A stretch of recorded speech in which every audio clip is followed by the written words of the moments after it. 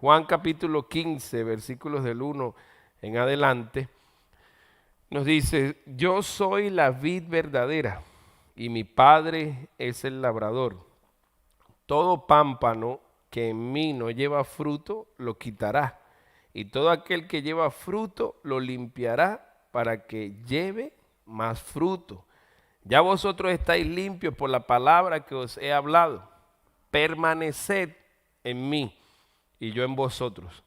Como el pámpano, esa es la rama, como la rama no puede llevar fruto por sí mismo si no permanece en la vid, así tampoco vosotros si no permanecéis en mí. Verso 5. Yo soy la vid, vosotros son las ramas, los pámpanos. El que permanece en mí y yo en él, éste lleva fruto, porque separados de mí nada podéis hacer. El que en mí no permanece será echado fuera como rama y se secará, y los recogen y los echan en el fuego y arden. Si permanecéis en mí y mis palabras permanecen en vosotros, pedid todo lo que queréis y os será hecho.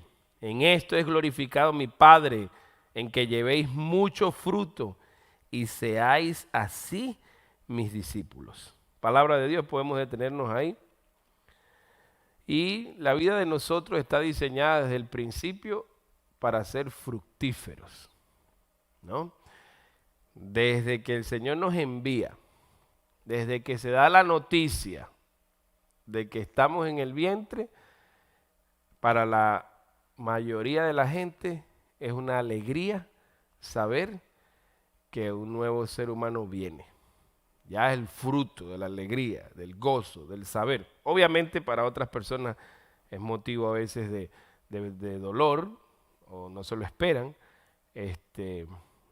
cuando llega un bebé así de repente, y mucha gente opta por abortarlos o opta por, ¿cómo se dice? Darlos en adopción. Pero la vida de un bebé siempre se celebra. Desde el primer momento siempre se celebra. Sea adoptado, sea biológico, lo que sea, se celebra. Se celebra la vida que da Jesús, la vida que el Señor nos dio.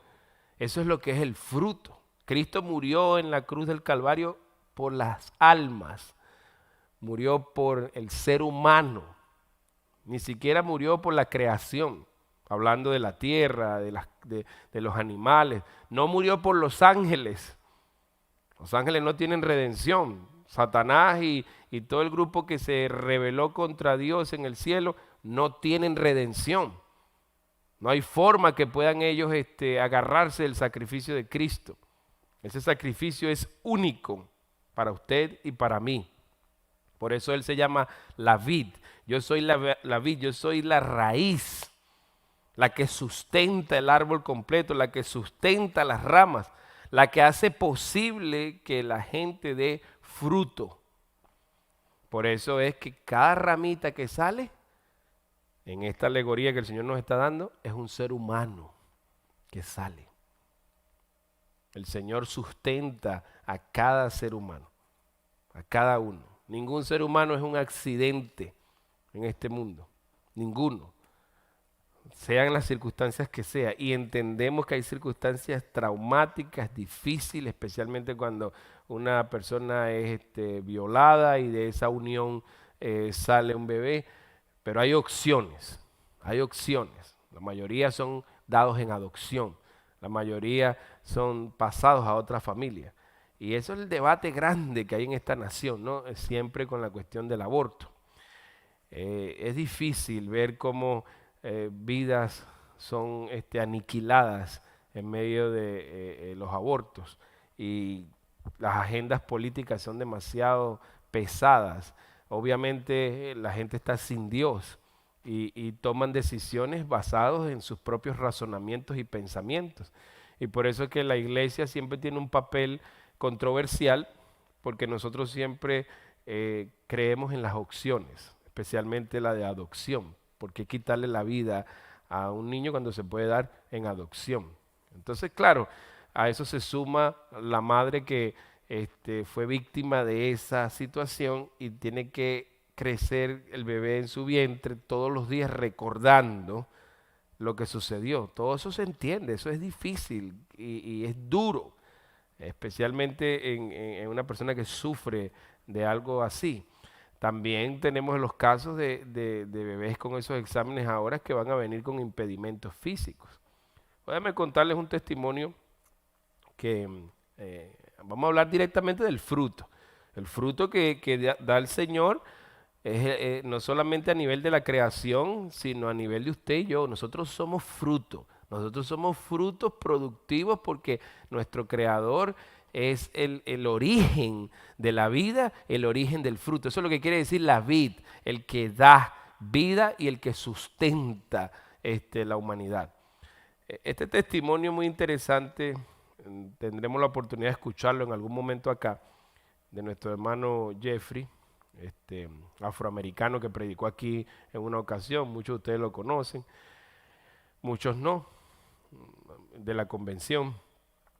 Y ¿se acuerdan cuando hicimos el evento tocando Touching Tomorrow Together, tocando el mañana juntos? Que eso fue una semana antes de que cerraran todo. Tuvimos 2 eventos seguidos, en febrero y en marzo 7. Y a la semana siguiente bloquearon todo, suspendieron todo. Nosotros teníamos más de 700,000 personas aquí en febrero 28 o 29 y otras unas 800 o 1000 personas más en marzo 7. Espectacular el evento que se hizo. Entonces, en ese evento yo estaba compartiéndole a él una carga por toda la presión que uno lleva en el ministerio y comentándole a él desde la perspectiva de pastor. Él fue pastor casi 25 años, después salió a la misión que está haciendo ahorita, ayudando a las iglesias, y conversábamos un poco y él me decía, yo te voy a contar un testimonio que va a concluir en estas palabras, confía en el Señor, trust in Him. O sea, a cualquiera le dicen trust in Him, confía en el Señor, y uno dice, sí, es que yo confío en el Señor, pero no se me quita este afán, esta ansiedad y este dolor, ¿no?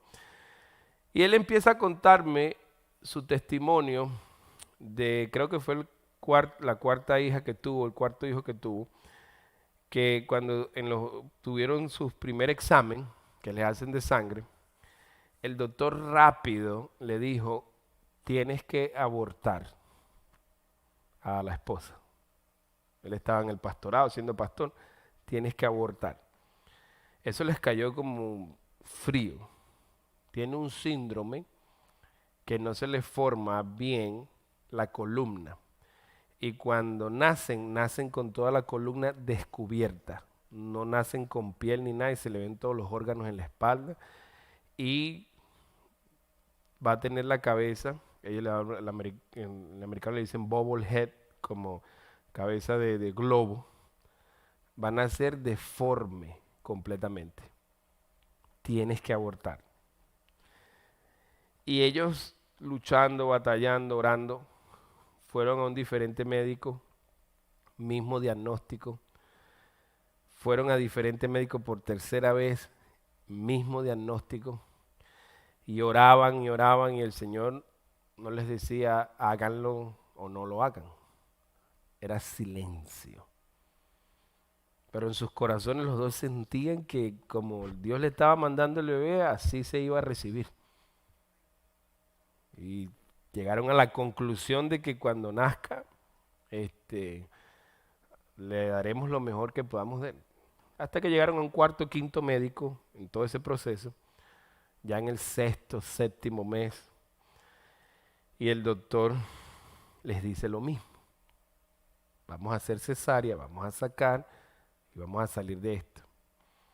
Bueno, él me dice que fueron de 6 a 7 médicos, de 6 a 7 opiniones distintas. Y esa carga lo afligía todas las noches. Él dice, llegó un momento en que ya yo no aguanté más. Estábamos en el 8º mes.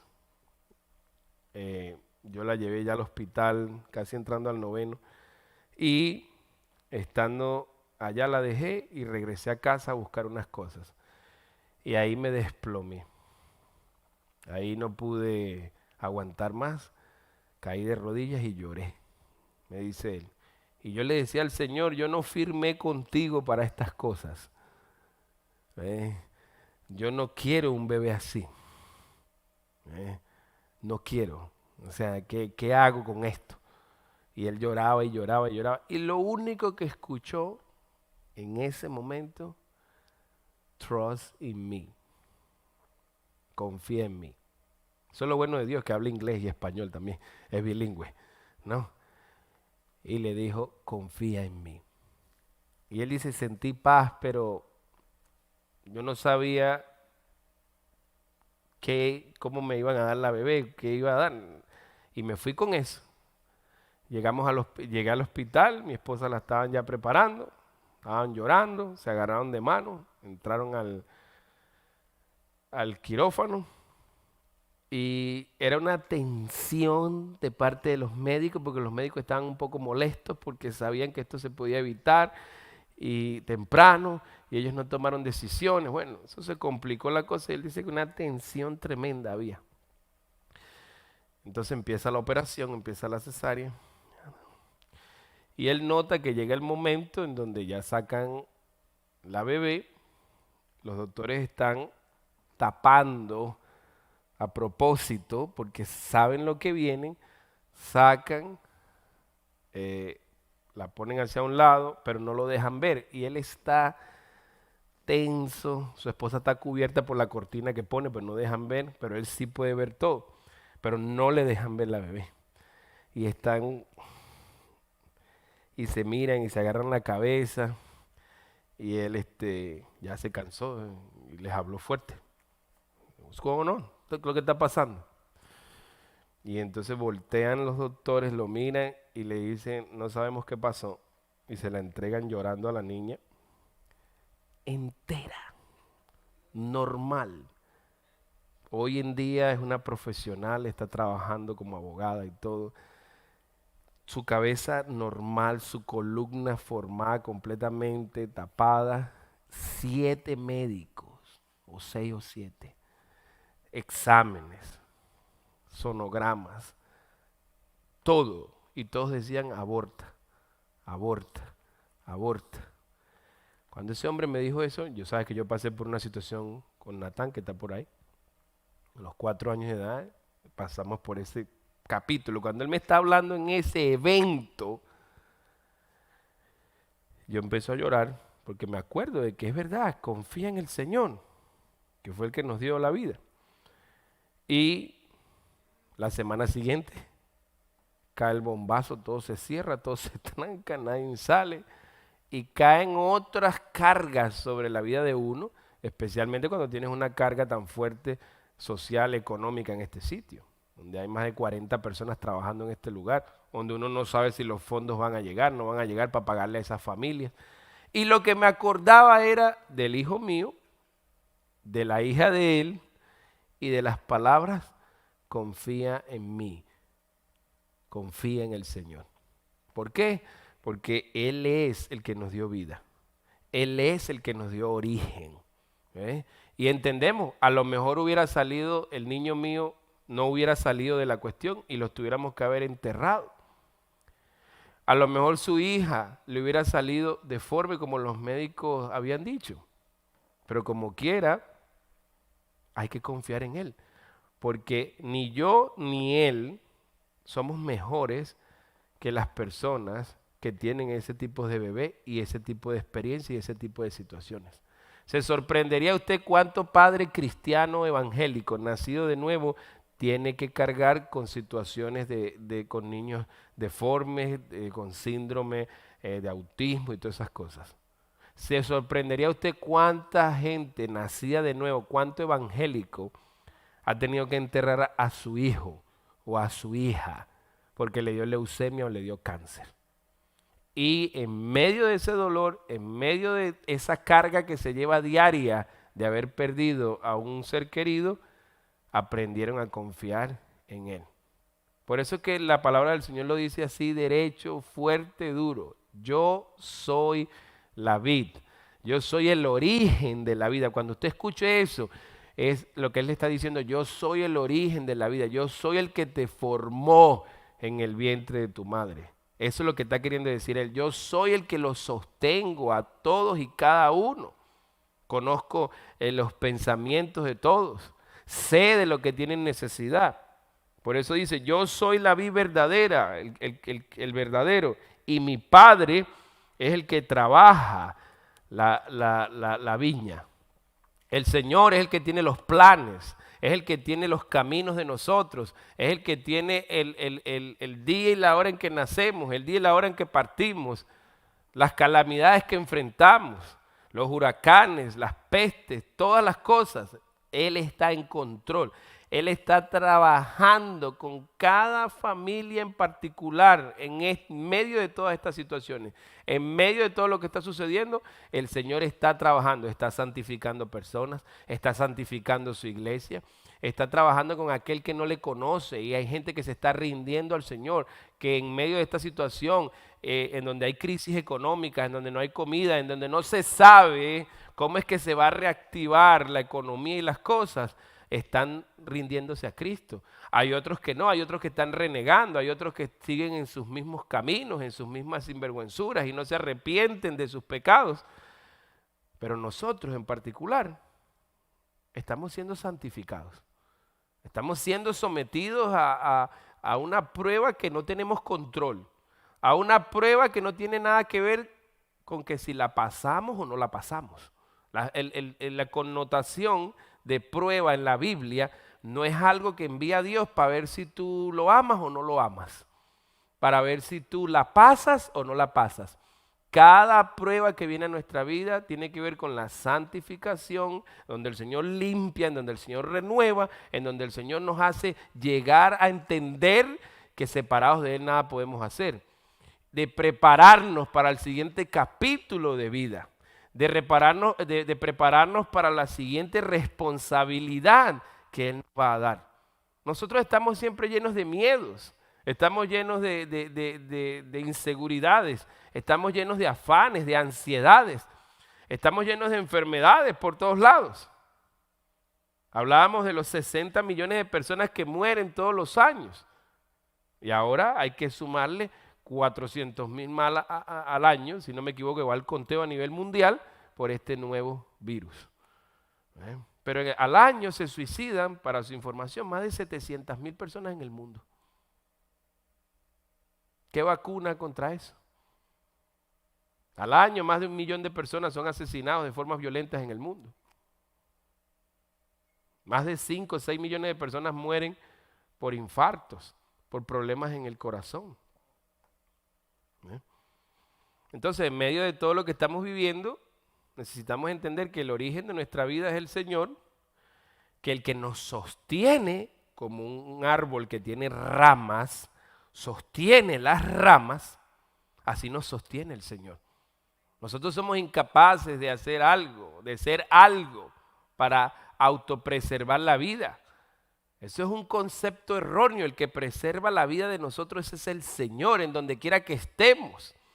A donde quiera que vayamos, el que nos sostiene es el Señor. Más de uno de ustedes van a entender ahora qué es lo que quiere decir el Salmo 23 cuando dice: aunque ande en valle de sombra y de muerte, no temeré mal alguno, porque tú, Señor, estarás conmigo. Esto es lo que estamos viviendo diariamente.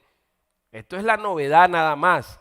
Pero antes de que esto apareciera, usted y yo vivíamos con la realidad de 60 millones de personas muriendo diariamente alrededor de nosotros. Cuando decimos alrededor, literalmente es alrededor, porque el mundo nos rodea y nosotros rodeamos a la gente.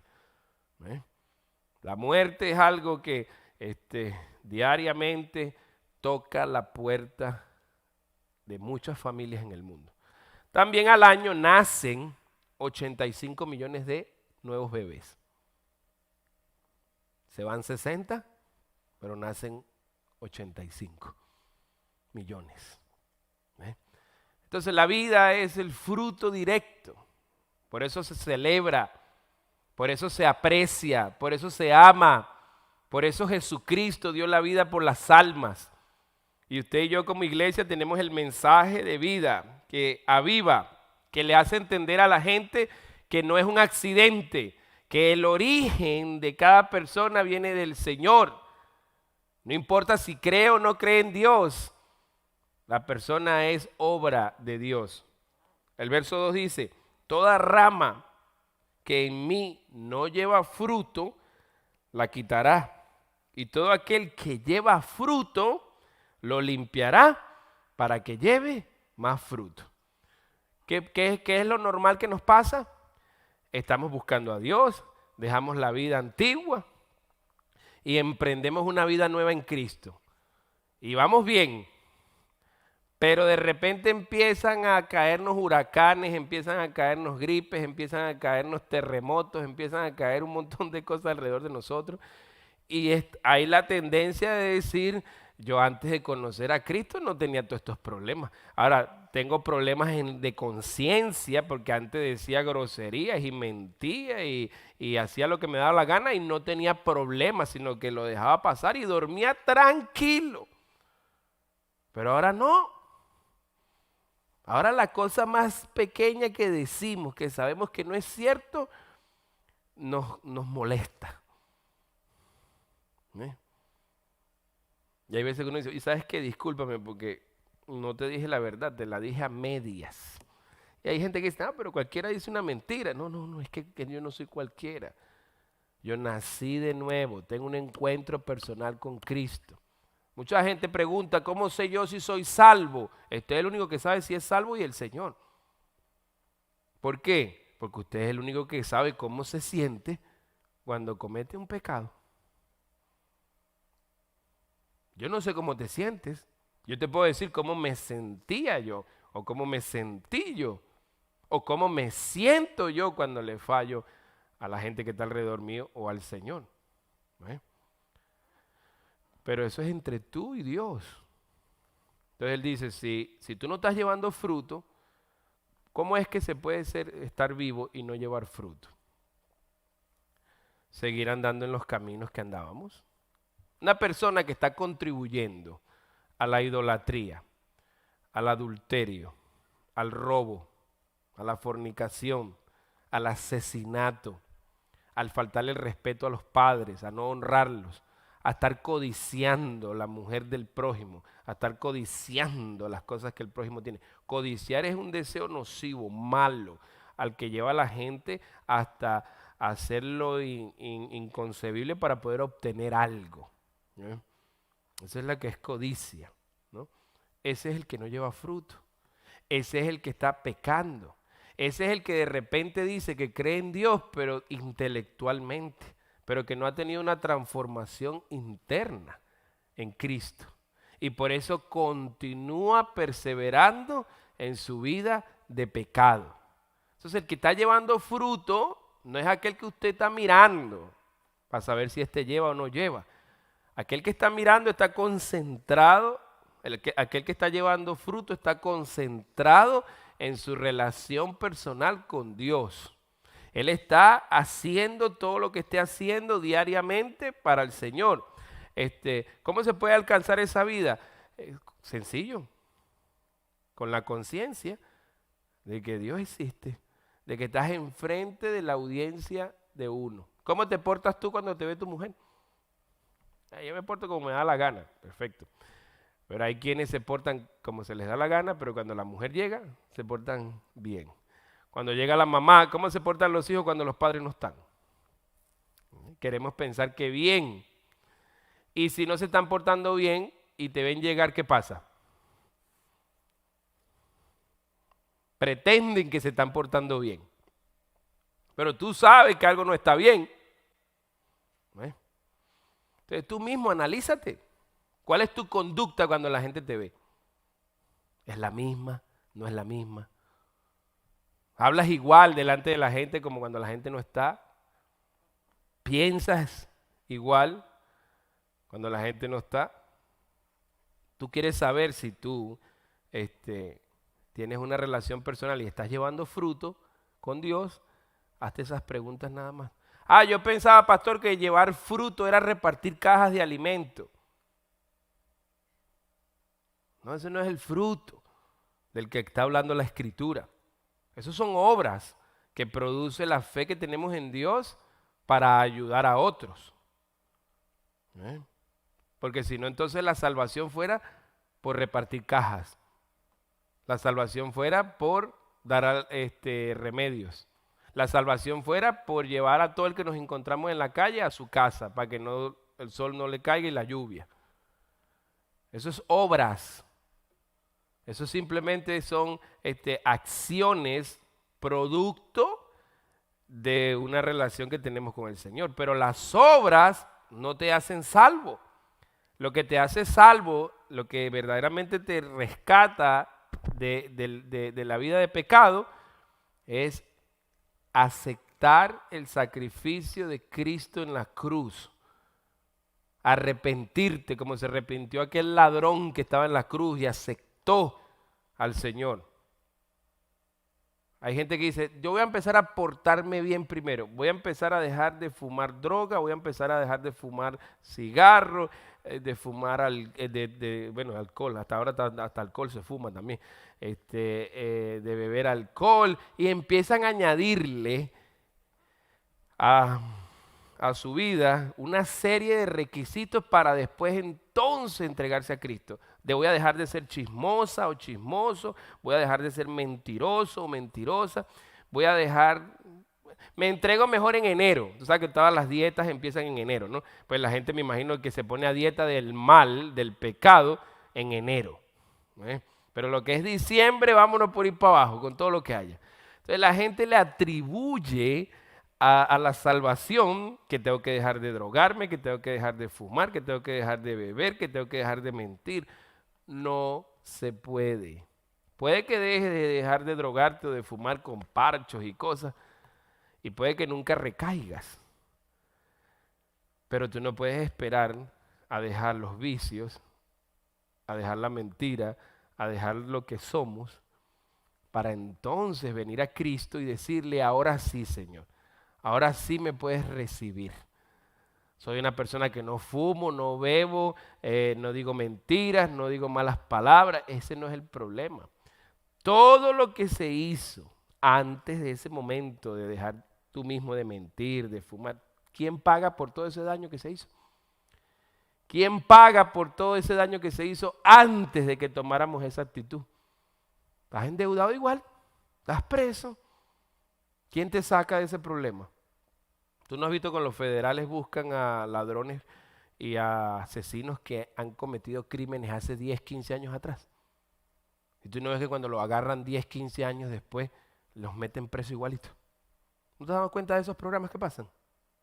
Así estamos huyendo de la justicia divina. Cualquier pecado que hayamos cometido de codicia, de mentira, de robo, de adulterio, ¿quién paga por eso? Esto no es una cuestión que Dios dice, ok, hoy robó y mató y mañana regaló 4 cajas y ayudó a una viejita a cruzar la calle. Y ya esto de robo y homicidio se limpió. Así no funciona. Así no funciona. La palabra de Dios es clara y enseña que todos estamos bajo ese pecado. Todos estamos llevando vidas infructíferas. ¿Por qué?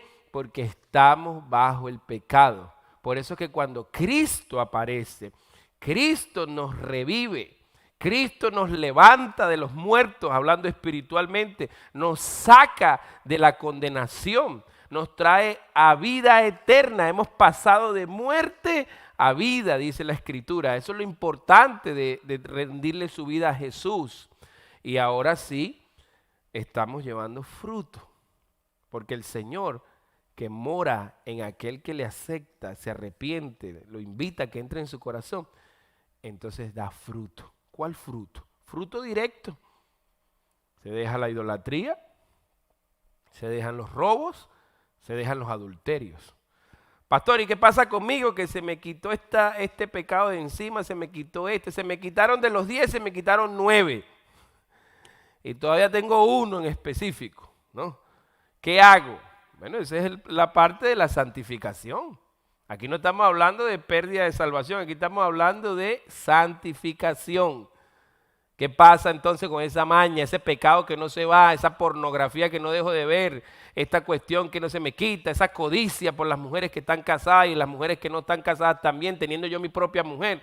¿Qué pasa con esa codicia que vive en mí? ¿Qué pasa con ese deseo de seguir destruyendo mi cuerpo con las drogas, con el alcohol, con lo que sea? ¿Qué pasa con ese deseo descontrolado? Eso entra en la parte de la santificación. Somos lavados por la sangre de Jesús, salimos de ser esclavos del pecado y de las vidas infructíferas a una vida fructífera en Cristo. Y lo que Cristo comenzó en nosotros, Él lo va a terminar.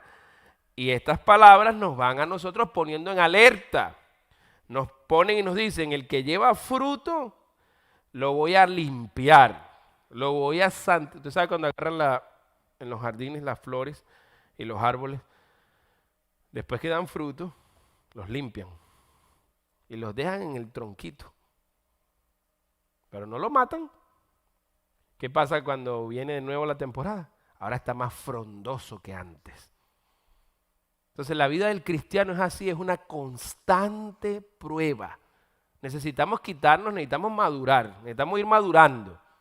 Necesitamos estar echándole la culpa al diablo de las mismas cosas que nosotros hacemos. Debemos dejar de estar echándole la culpa al diablo, a la gente, de las pruebas que vienen. Nosotros no le echamos la culpa al diablo cuando cae lluvia, ni le echamos la culpa al diablo cuando el sol está picante. No. El enemigo de las almas no tiene ninguna autoridad sobre nosotros cuando hemos nacido de nuevo. Ya nosotros no tenemos ningún tipo de negocios con él. Antes éramos socios de él, antes andábamos con él, antes íbamos y veníamos a todos lados con él, porque practicábamos la vida sin Dios. Ahora en Cristo ya los negocios de nosotros concluyeron. El Señor se metió en el medio, lo echó fuera. Ahora tú que estás santificado, que estás siendo santificado, que vas a seguir siendo llenado del Señor diariamente, vas a volver a tu sociedad con Él. Y puede que andes con Él de vez en cuando, pero como ya eres hijo de Dios, ¿qué haces tú cuando ves a un hijo haciendo lo incorrecto? Lo disciplinas, ¿verdad? Lo castigas, le echas un buen jalón de, nosotros decimos patilla, a nosotros le decimos esto patilla. No sé si es una clave morsa, para que el departamento de familia no sepa lo que es patilla. Le jalamos la patilla. Quedan 3 pelos en la mano de aquí de la patilla. Ahí sabe que se lo jalaste bien la patilla, bien jalado. Si tú disciplinas a tus hijos, porque los amas, ¿cuánto más el Señor? El Señor no te ha jalado las patillas de vez en cuando. No has recibido disciplina del Señor, no has recibido amonestación de Dios. Tú sabes porque tu conciencia te lo dice, tu mente te lo dice. No debiste haber hablado así, no debiste haber hecho, no debiste esto. Esta es la prueba del nuevo nacimiento. Antes no, antes gritábamos y hacíamos lo que se nos daba la gana. Ese es el fruto. Yo pensaba que el fruto, pastor, era traer almas y almas. Hermanos, el que añade almas es el Espíritu Santo. Nosotros somos instrumentos nada más en las manos de Él. Somos carteros que entregan una carta. Está claro en la Biblia que el evangelista por excelencia es el Espíritu Santo de Dios. Es el que redarguye a una persona, es el que nos da el mensaje a nosotros y se encuentra esa cita divina hecha por Dios. ¿Se acuerdan cuando Jesús dijo, me es necesario pasar por Samaria? Me es necesario pasar por Samaria. ¿Y a quién se encontró en el pozo? A la samaritana. Él estaba ahí ya, ella llegó a sacar agua y él mandó a sus discípulos a que se fueran. Ahí se ve cómo Dios iba a obrar en la salvación de la iglesia, de su gente, a solas, en ese pozo donde viene todo el mundo a beber. Ahí estaba ¿quién? Jesús de Nazaret, solo, sentado allí, esperando por esa cita divina, por esa samaritana. Samaritana que es una mezcla de judíos, de gentiles, de judíos, de sirios, y que la iglesia hoy en día es una mezcla de judíos y de gentiles. Esa era la forma en que Dios iba a obrar y está obrando en la vida de cada persona. Tú sabes cuándo fue tu momento con Cristo. Pudo haber sido en tu carro, pudo haber sido en tu hogar. La mayoría de la gente que muestra su fe, que nace de nuevo haciendo la oración o que pasa al frente, ya esa persona viene siendo trabajada y tocada por Dios desde su casa, desde su trabajo. Nosotros lo que hacemos es colectamos algo que ya el Espíritu Santo obró e hizo. Se nos manda la gran comisión, es un mandato, es un deber de un ciudadano del cielo compartir las buenas nuevas que nos compartieron a nosotros. Es como cuando a ti te dan una caja de alimentos. ¿Qué es lo que hizo la gente? Regó la voz, están dando alimentos. Tú tienes que hacer lo mismo, tú tienes que decirle en Cristo hay salvación, que fue lo que hizo la samaritana. ¿Qué fue lo que hizo la samaritana cuando tuvo el encuentro con Jesús? Rápido se fue y le dijo a toda la familia, he encontrado al Señor, me ha dicho todo mi pasado, ¿no será este el Cristo? Entonces la gente tuvo curiosidad y fue a ver si este era el Cristo. Un montón de gente árida, seca, con sed de tener un encuentro con el Señor. Y ahí hubo una transformación de ese pueblo completa. Y le dijeron al final a ella, ya no creemos por lo que tú dices, sino creemos por lo que Él nos dice. Y ese es el mensaje. Cada uno tiene su cita divina con Dios. Cada uno tiene que cultivar su relación. Entonces, fruto no es estar añadiendo gente. No es sentirte tú que salvaste a 15, a 30, a 40. Tú no salvas a nadie. El que murió en la cruz fue Cristo, no tú. El que justifica a la gente es Cristo, no nosotros. Nosotros simplemente somos evangelistas que caminamos, llevando la palabra de Dios por donde andamos. Esa semilla cae en el corazón de aquel que ya Dios está trabajando. Otro ejemplo para que sepamos. Pablo tenía una inclinación y un fuerte deseo para ir hacia un sitio. ¿Se acuerdan de esa historia en el libro de los Hechos? Pablo andaba de misionero, como muchos de nosotros lo andamos, buscando con ese fuego de sembrar la escritura, y él tenía un viaje programado hacia un sitio. Y esa noche cuando se acostaron a dormir, él vio a un varón macedonio y el Espíritu Santo dice lo estorbaba y el varón macedonio lo llamaba y Pablo desvió su viaje hacia Macedonia, que fue donde fructificó el viaje de Pablo. Y a veces nosotros estamos empeñados por ir a San Clau o por ir a Ponciana cuando nos tienen en Kissimmee. Y el Señor dirigió al que iba a ir para Ponciana, el que iba a ir para San Clau, y a nosotros nos tiene aquí. Y estamos de acuerdo que tenemos que ir a Jerusalén, que es esta, Kissimmee para nosotros, Judea, Ponciana, Samaria, San Clau. Cámbiele usted la posición. Pero es necesario que nosotros entendamos que el evangelista es el Señor. No vaya a creer que porque usted fue instrumento, yo soy instrumento de Dios para traer almas a Cristo, somos nosotros dignos de algún reconocimiento, de algún mérito, que ya no se nos haya dado, ya se nos dio. Ahora hablamos después de los galardones, de los premios, hablamos de otro día de eso, pero estamos hablando del verdadero fruto. ¿Para dónde era que iba Pablo entonces? Asia. Mire, el Espíritu Santo los estorbaba en el verso 6, el Espíritu Santo los estorbaba en el verso 7. Y en el verso 9 fue que se le mostró una visión de un varón en Macedonia y le dijo, ayúdanos.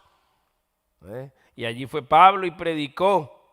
Usted a lo mejor está pensando que repartir cajas, que traer gente a Cristo es fruto. El primer fruto directo es eso, dejar la vida antigua a una vida nueva. Y esas áreas son distintas, ¿no? El adulterio, la fornicación, todos son pecados, pero son diferentes, pues. Deshonrar a padre y a madre es diferente al adulterio, pero al final es pecado y nos destituye de la gloria de Dios. Por eso la palabra dice, estamos todos destituidos de la gloria de Dios.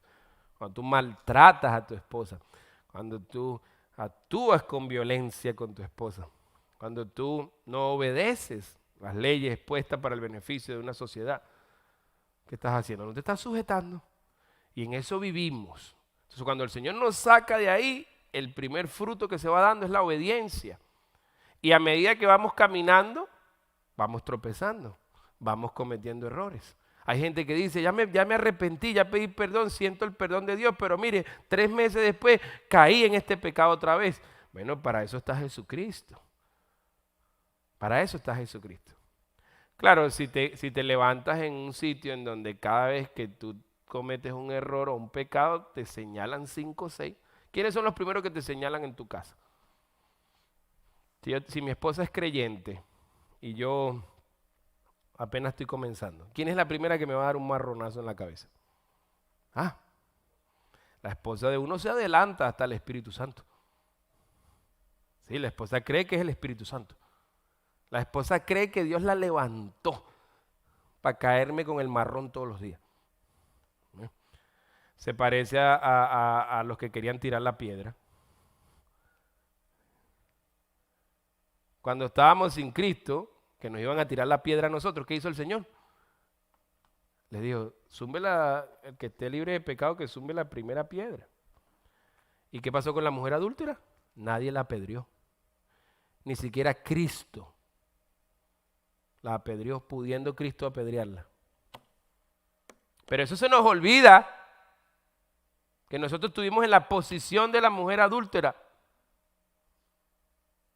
Que a nosotros no nos tiraron la piedra, que el Señor no dejó que nos tiraran la piedra.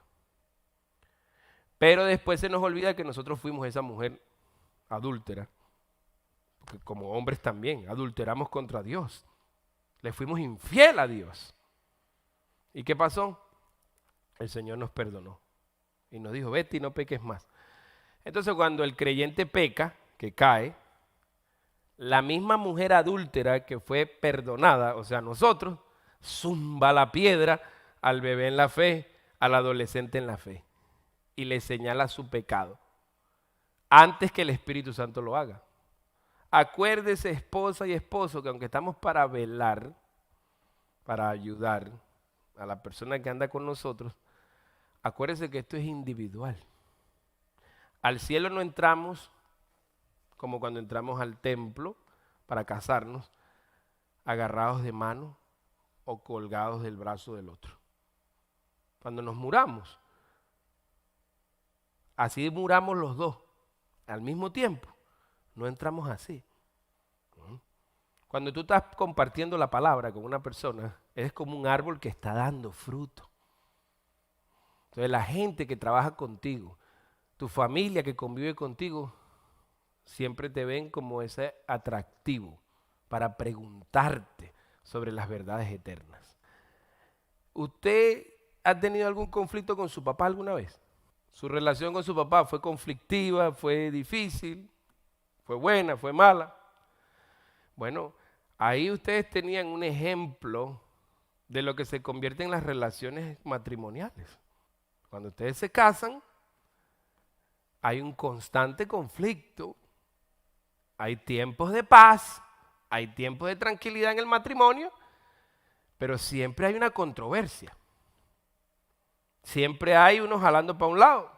Ahora le pregunto a los caballeros de todas las edades, ¿ustedes tuvieron algún conflicto con su mamá? Ni porque les dieron la práctica con sus papás, ni porque le dieron la práctica con su mamá, se libraron de tener estos conflictos ahora como matrimonio. ¿No te das cuenta que tu papá pensaba diferente a ti y tu mamá pensaba diferente a ti? Tu esposa y tu esposo piensan diferentes. O sea, Dios nos viene mostrando la diferencia de pensamiento desde que estamos pequeños. Y al final tú eras la que tenías la razón, no tu mamá y no tu papá. Y tu papá y tu mamá eran los que tenían la razón, no tú. Bueno, esa misma conducta se lleva al hogar, al matrimonio. Y ahí es donde empieza la paciencia a trabajar en nosotros. No tenemos controversia todo el tiempo con los hijos. No tenemos controversia todo el tiempo con los nietos.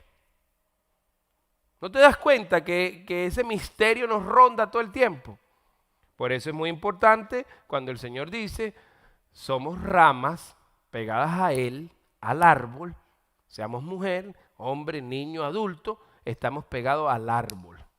Y debemos reaccionar como es digno de estar conectados al árbol. Entonces la mujer, por muy cristiana que es y muy consagrada y ora mucho, va empujando a uno. No, Dios.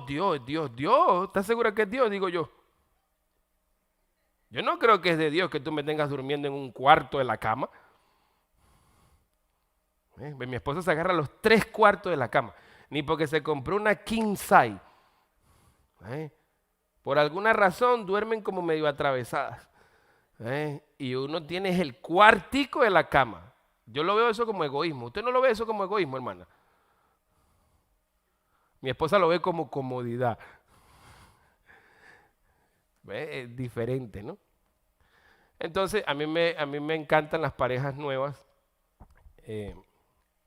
Yo di una consejería una vez en donde un muchacho me dice, pastor, yo me quiero casar con ella porque la amo. Yo, excelente, ese es el primer punto, que la ames de verdad. Y ella también. Entonces, él me dijo, que él quisiera saber lo lindo, oye, qué lindo, y eso le brillaban los ojos. O sea, qué lindo sería que nos acostáramos y ella se quede dormida en mi pecho y nos despertáramos así.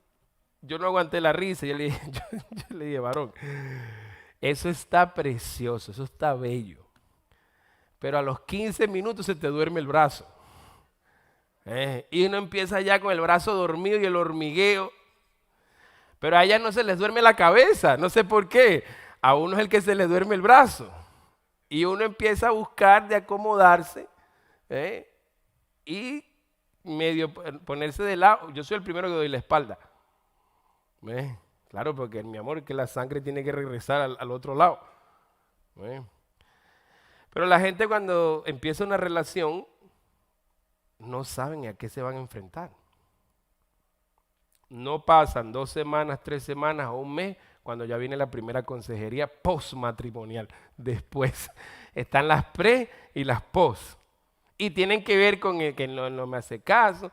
Otras quieren que la vean fregando, lavando los platos, que compartamos tiempo haciendo el jardín juntos. Y cada uno lleva su estilo. Y cada uno lleva su forma. Y cada uno lleva su identidad. Pero en el noviazgo eso no se ve. En el noviazgo eso no se ve. Ese,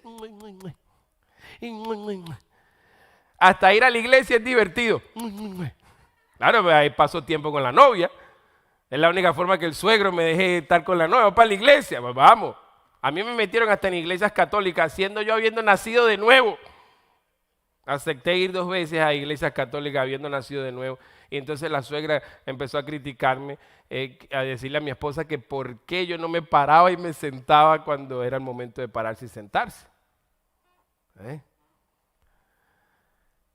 Y ella le dijo, bueno, lo que pasa es que él tiene una forma diferente de ver las cosas. En lo que se podía, ¿no?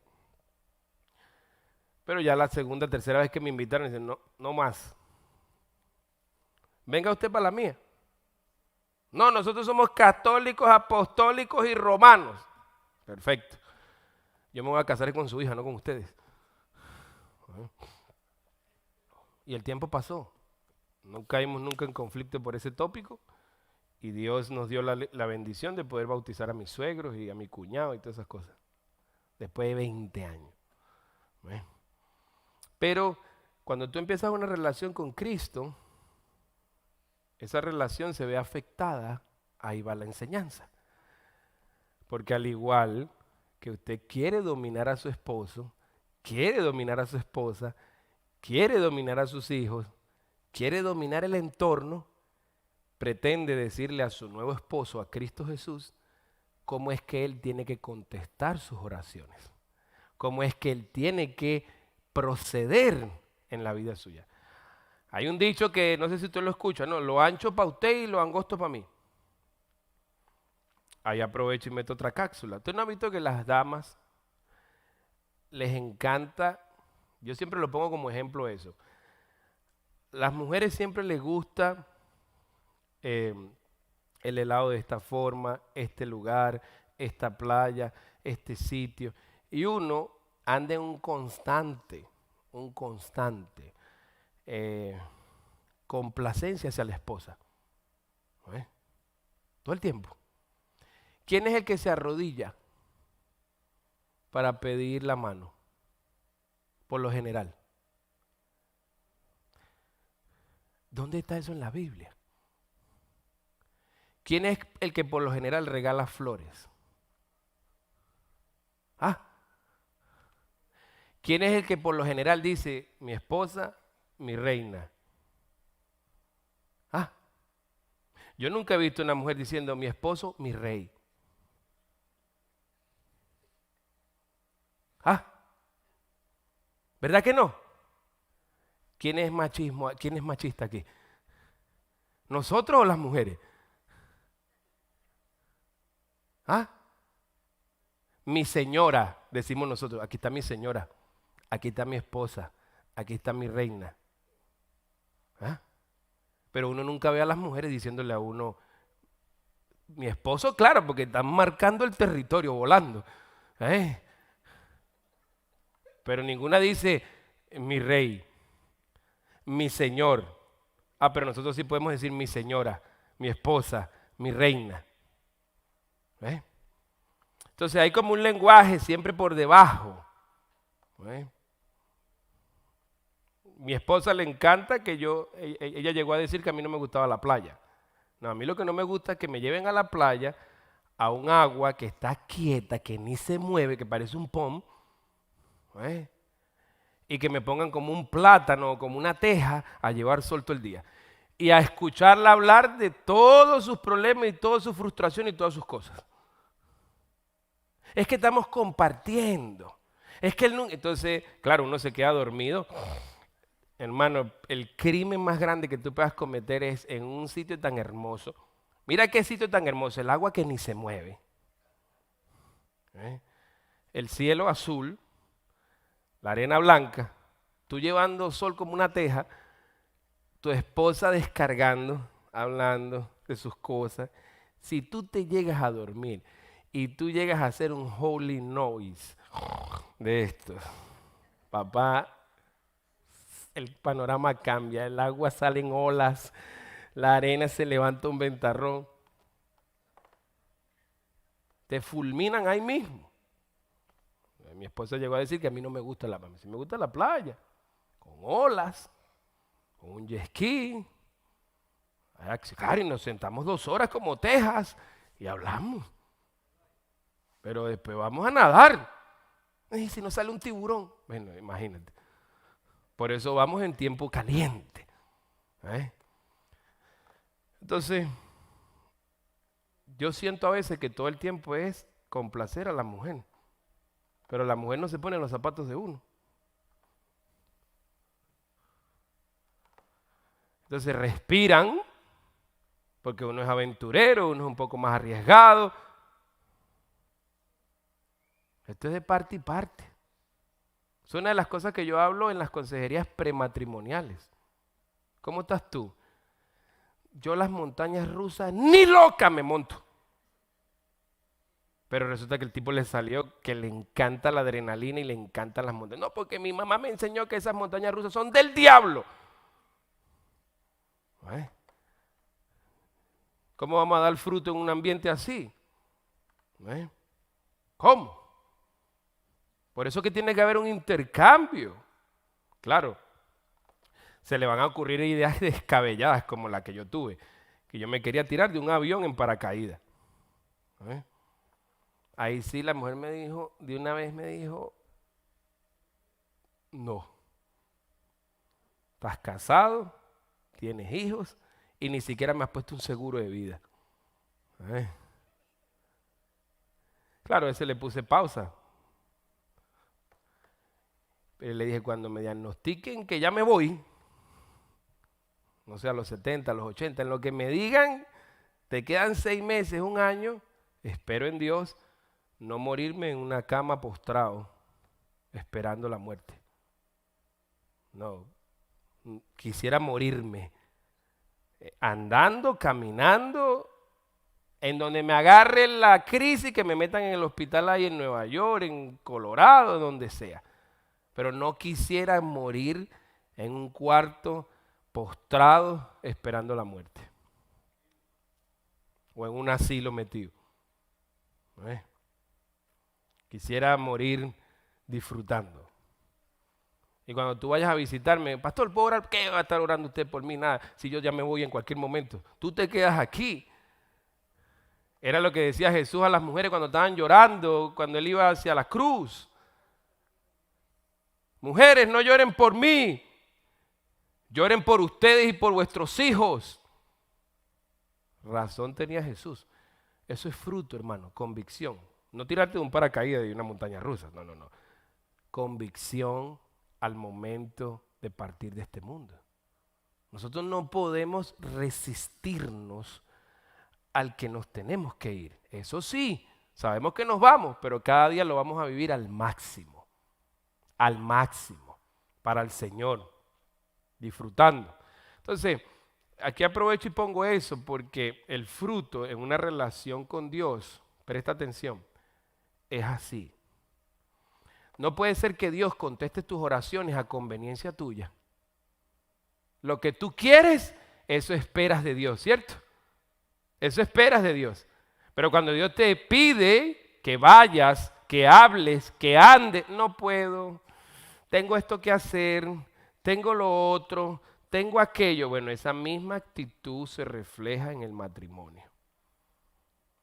Nosotros esperamos mucho de Dios, contestaciones de Dios, pero se nos olvidan nuestros deberes con nuestro esposo, con nuestro marido, con el Señor Jesucristo, con nuestro novio.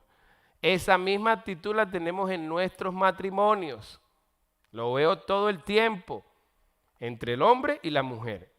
O te pasa como me pasaba a mí. Cada vez que íbamos a salir a comer, yo siempre terminaba en un restaurante de carnes. ¿Por qué crees tú? Porque eso es lo que me gusta. Y yo no daba mi brazo a torcer. Ir a un restaurante de mariscos, donde se sirven mariscos, no nos las llevábamos con ellos. Entonces, el Señor empezó a mostrarme el camino, ¿no? Pero cada vez que salen eres tú. Igual las películas. Cuando nosotros vamos a ver películas, ¿qué películas por lo general escogemos nosotros? Dígame un hombre aquí que haya invitado a su mujer a ver Pretty Woman, Mujer Bonita, que haya salido de usted. ¿Ustedes se acuerdan de esa película, hermanas?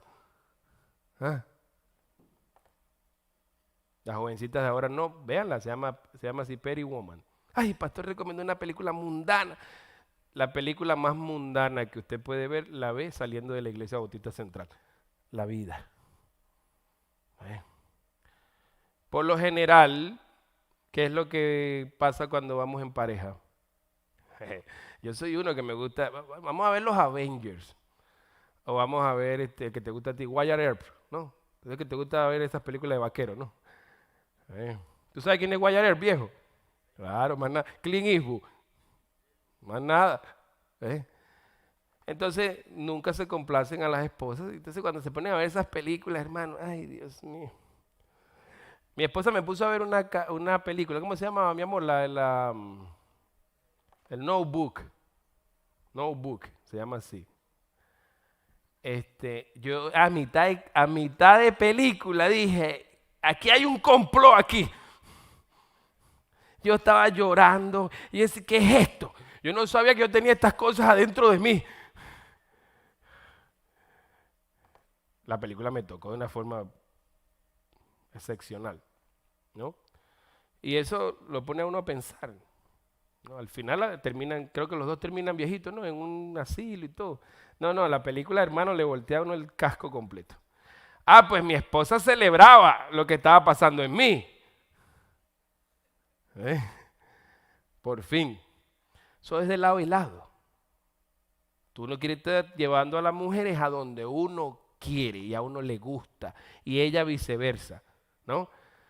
Bueno, hermano, cuento corto que ahora uno de mis restaurantes más favoritos es el restaurante de marisco. Aprendí a comer los king crab legs. Mientras más grandes son los king crab legs, mejor me los como. No soy adventista del séptimo día ni nada de eso. como marisco, como cerdo, como todas esas cosas. ¿Eh? Langosta, langostino, la ancha, la corta, la que usted me ponga. ¿Eh? Y mi esposa se deleita viéndome comer los king crab leg con esa pasión, con esa cuestión. Y yo la miro a los ojos lo que hace el amor. Cómo transforma el amor a uno. ¿Eh? Bueno, hermanos, en Cristo el amor nos transforma. El amor nos lleva a ir a buscar a aquel que no simpatizamos con él. Aquel que está haciendo lo opuesto a lo que nosotros estamos haciendo. Nosotros no nos podemos aislar del mundo. Eso es fruto, vivir para el Señor. Y la vida que el Señor nos puso a vivir, usted y yo saben que no nos gusta. A nosotros nos gusta la libertad de hacer lo que se nos da la gana. Pero en Cristo aprendimos a hacer ¿qué? Lo que al Señor le agrada que hagamos. Por eso la palabra de Dios habla claro. El que anda conmigo y no lleva fruto, lo cortamos, lo echamos fuera. Y así como la rama se echa al fuego, así termina. ¿Por qué? Porque la persona que no ha nacido de nuevo no puede andar con Cristo. Hay mucha gente que pretende estar en Cristo, pero lo tienen es intelectualmente, no han nacido de nuevo. Sus frutos no muestran lo que dicen que creen. Esto simplemente Cristo lo hace para chocarnos y decirnos, ¿naciste de nuevo o no naciste de nuevo? ¿Tienes una relación conmigo o no tienes una relación conmigo? Bueno, si tienes una relación conmigo, ¿qué haces pecando? ¿Qué haces adulterando? ¿Qué haces mintiendo? Así como una esposa le arma un show a un esposo y le dice, ¿qué es lo que pasa? ¿Por qué no me estás hablando claro? ¿Por qué me estás mintiendo? ¿Por qué me estás traicionando? ¿Por qué todo es tiempo para allá y nada para acá? De la misma forma el Espíritu Santo nos redarguye y nos habla, como se lo hizo a David. A David le mandó al profeta Natán para que le mostrara un cuadro de un hombre que tenía una ovejita y el otro tenía muchas. Y al final él mató al que tenía menos ovejas, que la amaba y que la quería. Todo eso para decirle, eso hiciste tú con la mujer de tu prójimo. Te acostaste con ella, mandaste a matar a su esposo y me tuviste a mí en poco. Y te hubiera añadido más, pero me tuviste en poco.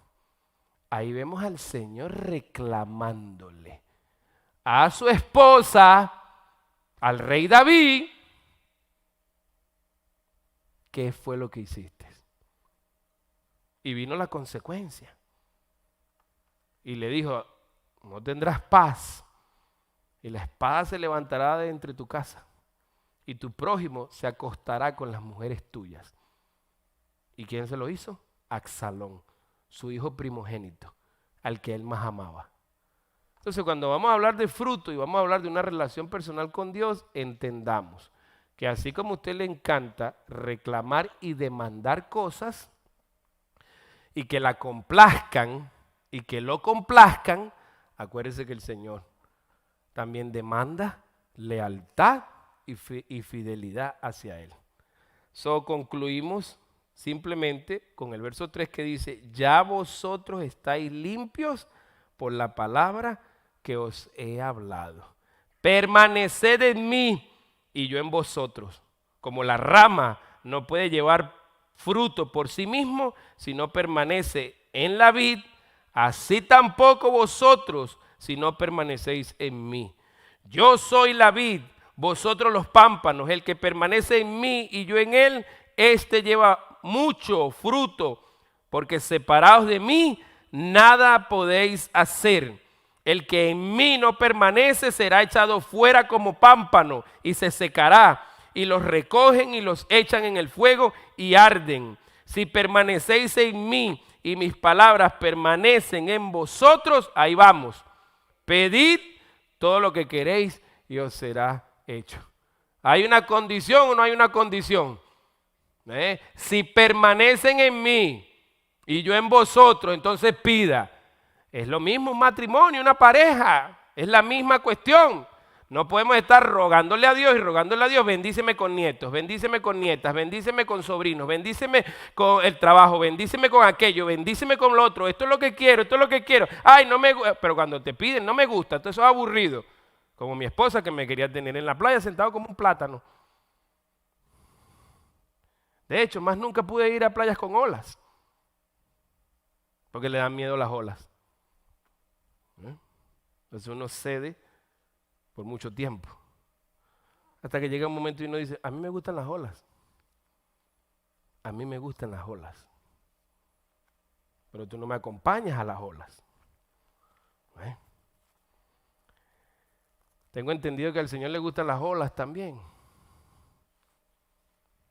Porque las apariciones más grandes que tuvo con sus discípulos fue en medio de una tormenta. ¿Y dónde nos metemos nosotros todo el tiempo? En tormentas. ¿En cuántos problemas no nos metemos nosotros? Todo el tiempo.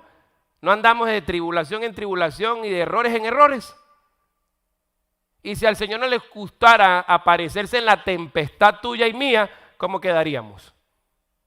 ¿Cómo quedamos si el Señor le tiene miedo a la tempestad? Si le tiene miedo a los problemas en que tú y yo nos metemos, nunca llegaría. Hermano, agarre convicciones.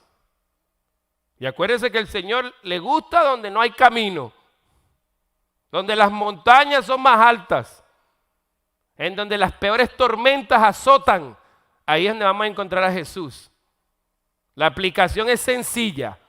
Tenemos un deber que es el fruto que estamos dando en nuestra relación personal con Dios, llevarlo hacia el testimonio, hacia la luz de la gente.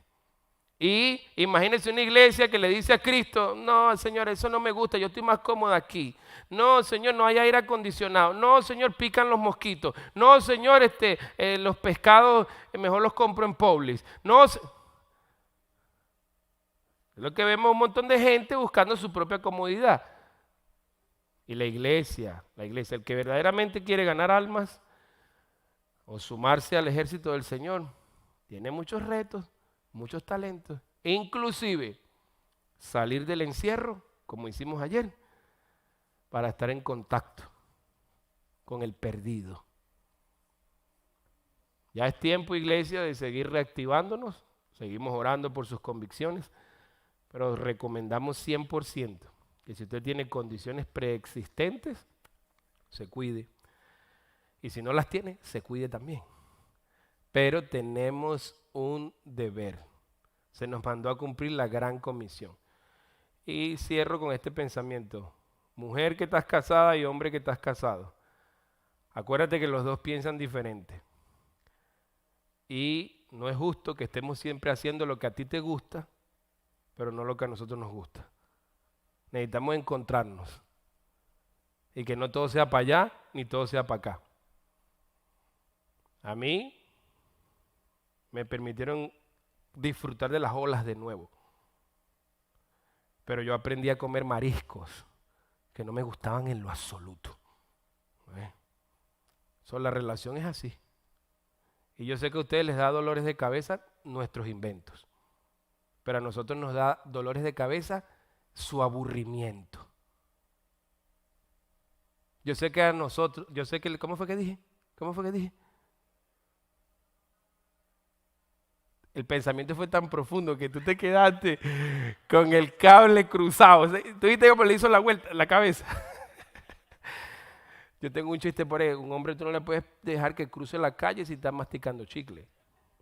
Cuando tú veas a un hombre masticando chicle y vaya a cruzar la calle, agárralo, hermana. Sálvalo. O atropella un carro. No puedes hacer las dos cosas al mismo tiempo. Tú no te das cuenta que cuando tú hablas con tu esposo y estás viendo televisión, Alex, yo estoy pensando que es la película que me está hablando y se escucha aquel, como a la tercera es que uno voltea. ¿Qué? Ese es televisor del diablo que ni te da escuchar. No, hermana, no, es que nosotros vemos televisión y no podemos escuchar a la mujer. La mujer ve la novela, habla por teléfono, dice esto, dice lo. A veces sale con unas cosas que uno dice, ¿pero qué dijo? Y uno trata como de catch, ¿no? Bueno, ¿qué fue lo que dije? Que yo sé que las ideas de nosotros te producen dolor de cabeza, ¿verdad? Pero las ideas de nosotros te encantan. Al final, aunque llevan inversión de dinero y llevan una apoteósica aventura, terminas disfrutándolas, ¿no? Entonces, los inventos de nosotros te causan dolor de cabeza a ti, pero el aburrimiento tuyo a nosotros también nos da dolor de cabeza. Piensa en eso un poquito. Nunca es tarde para disfrutar de lo creado por Dios, y más en este tiempo. Piensa en eso. Ya parecemos bombillos fluorescentes, ya no parecemos estas luces. Nos tienen encerrados por los miedos y los temores y todas esas cosas. Nos rehusamos a eso. Cristo nos mandó a estar libres, a salir. Tomamos nuestras medidas como las tomamos cuando vamos a un sitio peligroso, cuando vamos a cualquier lado. Pero no nos podemos dejar de divertir y de disfrutar la naturaleza que Dios nos ha dado. Piensen en eso, hermana y hermano, y ahora conéctelo con lo espiritual. Cristo nos rescata en las peores tormentas, en las peores montañas. ¿Qué quiere decir eso? Por eso es que ves misioneros en África, por eso es que ves misioneros en Centroamérica, por eso es que ves misioneros en el Amazonas, por eso es que ves misioneros hasta en el Himalaya llevando la palabra de Dios. Entonces, si a ti no te tocó ir para África, para el Himalaya y para donde sea, chico, por lo menos vete aquí a San Clau o vete a la playa a ganarte 2 o 3 almas para el Señor. Haz algo para Cristo. Lo importante es no quedarse quieto. ¿Somos la vid o somos los pámpanos? No, somos los pámpanos. La vid es el Señor. Con Él vamos a llevar mucho fruto.